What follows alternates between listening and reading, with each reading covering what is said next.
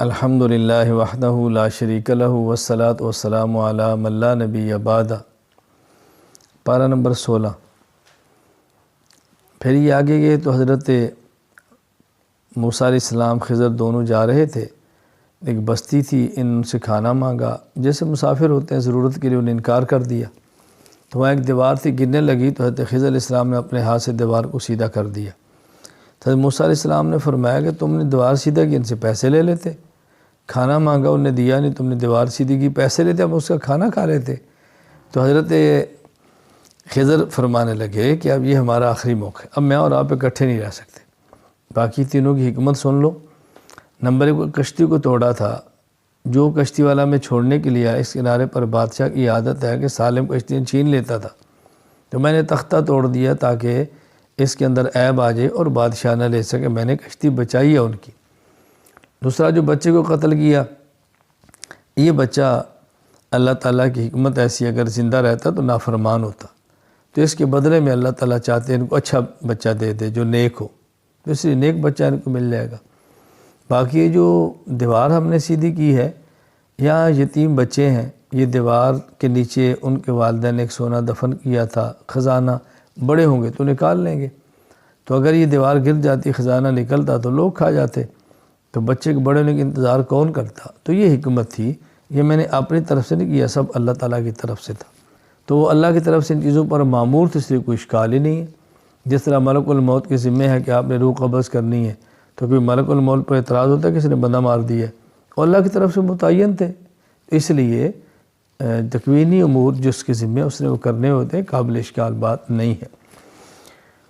پھر آگے ذوالقرنین کا قصہ بیان کیا، وہ مغرب تک پہنچا، مشرق تک پہنچا، پھر ایک ایسے علاقے میں پہنچا کہ جہاں پر یاجوج ماجوج قوم تھی، اور اس علاقے کے لوگوں نے شکایت کی کچھ ان کا کریں، تو انہوں نے دیکھا ان کے پاس لاؤ لشکر بہت بڑی تعداد ہے، تمہاری ان سے جان چھڑائیں گا، یہ فساد بچاتے ہیں، تباہی بچاتے ہیں، ہم آپ کے ساتھ تعاون کرتے ہیں۔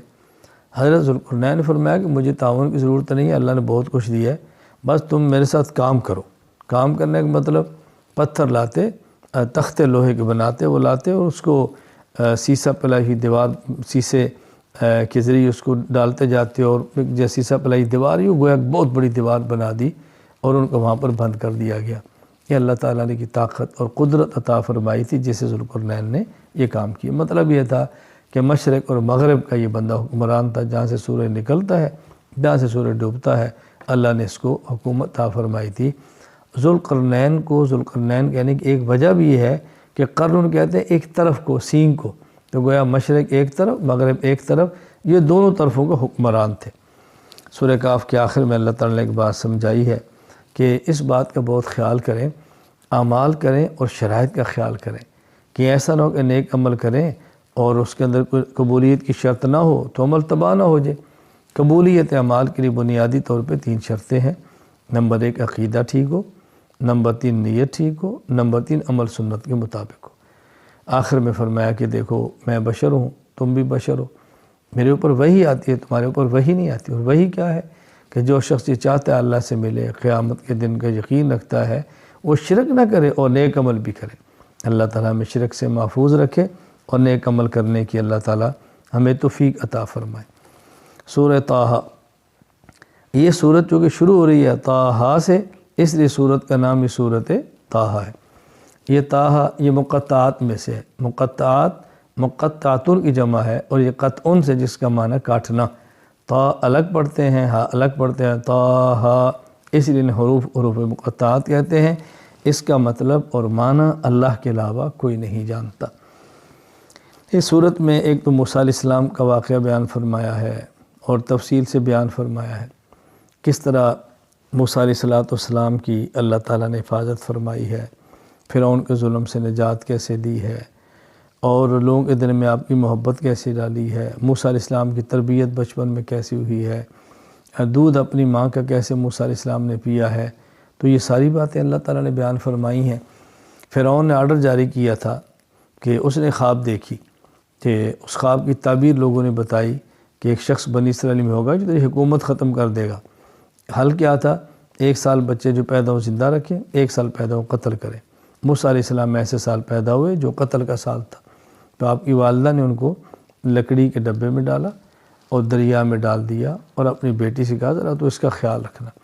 وہ ڈبہ چلتا ہوا دریا کے کنارے پہنچا، یعنی کنارے پر جہاں اس کا فرعون کا غالباً محل تھا، تو ان کی نکرانیوں نے خدامہ نے دیکھا تو ڈبہ اٹھا کے لے گئے، گھر جا کے کھولا تو اس کے اندر بکس میں حضرت موسیٰ علیہ السلام، چھوٹا سا بچہ تھا، بس جو دیکھتا ان سے پیار کرتا۔ فرعون کی بیوی آسیہ نے اس کو اپنے پاس رکھا اور کہا ہمارے کام آئے گا، بیٹا بنائیں گے۔ خیر یوں فرعون کے دشمن کو ان کے گھر میں اللہ تعالیٰ نے پرورش عطا فرمائی۔ کسی کا دودھ نہیں پیتے تھے، اب تلاش کیا دودھ کس کا پئیں، کہ بہن نے کہا کہ عورت ہے، میں بتاتی ہوں تم اس کے پاس لے جاؤ، کہا جی فلاں عورت ہے۔ اللہ تعالیٰ فرماتا ہے کہ ہم نے واپس موسیٰ کو ان کی والدہ کے پاس لوٹا دیا، تو والدہ ان کا دودھ پلاتی تھی، اور اسی طرح پھر وہ الحمدللہ بچے ہوئے، جوان ہوئے، ان کے گھر میں یوں تربیت ہوئی۔ تو موسیٰ علیہ السلام کا یہ واقعہ اللہ تعالیٰ نے بیان فرمایا ہے۔ پھر موسیٰ علیہ السلام بڑے ہوئے، وہاں سے وہ ایک آدمی تھا، ان کے ہاتھوں قتل ہو گیا۔ موسیٰ علیہ السلام کی قوم کا آدمی اسرائیلی فرعون قوم و قبطی آپس میں لڑ رہے تھے، موسیٰ علیہ السلام نے چھڑانے کی غرض سے مارا، وہ مکہ تھا، لگ گیا، وہ قتل ہو گیا۔ قتل کا ان کا ارادہ تو نہیں تھا۔ اگلے دن دیکھا وہ بندہ پھر لڑ رہا ہے، تو موسیٰ علیہ السلام فرمایا تو کل بھی لڑ رہا تھا، تو وہ بھول پڑا کہ کل تو نے بندہ مارا تھا، آج پھر مارے گا۔ تو جب بات کھلی تو موسیٰ علیہ السلام وہاں سے دوڑے اور مدین پہنچے۔ اب مدین حضرت شعیب علیہ السلام وہاں کے نبی ہیں، ان کا وہ علاقہ تھا، ان کی 2 بیٹیاں ہیں، وہ کنویں پر ہیں، پانی پلانے کھڑی ہیں۔ تو موسیٰ علیہ السلام نے پوچھا کیا ماجرا، انہوں نے کہا جی یہ لوگ ہٹیں گے تو ہم پانی پلائیں گے۔ موسیٰ علیہ السلام نے پانی پلایا، ڈول نکالا، ڈول کے ذریعے پانی نکالا، ان کی بکریوں کو پانی پلایا۔ وہ موسیٰ علیہ السلام وہ چلی گئی بیٹھ کے۔ خیر انہیں جا کر والد سے کہا کہ آج ایک آدمی تھا، اس نے ہماری بکریوں کو پانی پلایا، فرمایا ان کو لے کر آؤ۔ موسیٰ علیہ السلام کو گھر لے کر گئی تو موسیٰ علیہ السلام کو نے طاقت بھی دیکھی تھی، بڑی قوت ہے، ڈھول نکالتے ہیں، اور امین اتنے تھے کہ ان کی نگاہ ہی نہیں اٹھی ان عورتوں کی طرف۔ تو انہیں والد سے کہا بہت نیک آدمی ہے، تم اس کو اپنے پاس رکھ لو۔ یوں حضرت شعیب علیہ السلام فرمایا کہ تم میرے پاس ٹھہرو، میں چاہتا ہوں تمہیں اپنی 2 بیٹیوں میں سے ایک بیٹی کا نکاح دوں اور تم میرے پاس بکریاں چراؤ 8 سال تک، اور اگر 10 پورے کر دو تو تمہاری مرضی ہے۔ خیر موسیٰ علیہ السلام 10 سال وہاں ٹھہرے، بکریاں چرائیں، پھر نکاح ہوا، اہلیہ کو لے کر واپس آئے۔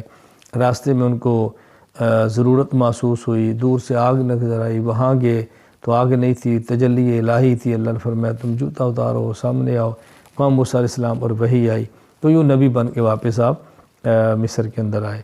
پھر فرعونیوں سے مقابلہ ہوا، اللہ تعالیٰ نے ان کو فتح عطا فرمائی، ان کو غرق کیا۔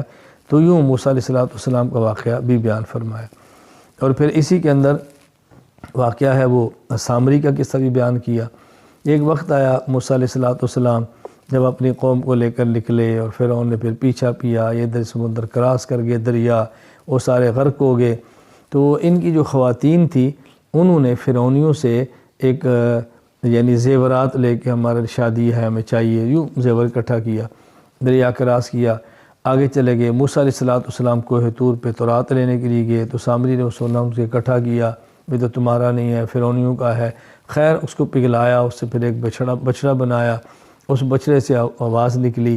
تو ایک موسیٰ علیہ السلام جب تشریف لائے تھے تو کہتے ہیں گھوڑا تھا جنت سے، جبرائیل جس پر سوار تھے، جہاں پاؤں رکھتا وہاں سبزہ اگتا، تو اس نے وہاں سے مٹی اٹھائی، وہ سمجھا اسے آواز نکلے گی۔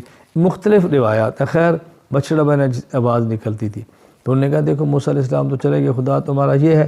ان لوگوں نے اس کو پوجنا شروع کر دیا۔ موسیٰ علیہ السلام واپس آئے، غصے ہوئے، ایک طویل قصہ ہے۔ خیر موسیٰ علیہ السلام نے سامری سے فرمایا تمہاری سزا یہ ہے کہ تمہارے قریب کوئی نہیں آئے گا، جو ہاتھ لگائے گا اس کو بھی تمہاری طرح بخار یہ جو مرض ہے وہ لگ جائے گا۔ یوں سامری الگ تھلگ ہوا اور اسی حالت کے اندر پھر وہ مر گیا۔ تو یوں یہاں پہ حضرت موسیٰ علیہ السلام کا اللہ تعالیٰ نے واقعہ بیان فرمایا، اور کافی حد تک تفصیل کے ساتھ یہ واقعہ موسیٰ علیہ السلام کا بیان فرمایا گیا ہے۔ اور پھر اسی صورت کے اندر اللہ تعالیٰ نے مریم علیہ السلام کا واقعہ بیان فرمایا ہے، حضرت عیسیٰ علیہ السلام کی ولادت کا واقعہ بیان کرایا ہے کہ مریم علیہ السلام کے پاس جبرائیل امین انسانی شکل کے اندر آئے، تو انہوں نے فرمایا میں تو عورت ہوں، تم کیسے؟ انہوں نے بتایا میں تو جبرائیل ہوں، مجھے اللہ نے بھیجا تمہیں بیٹا دیا جائے۔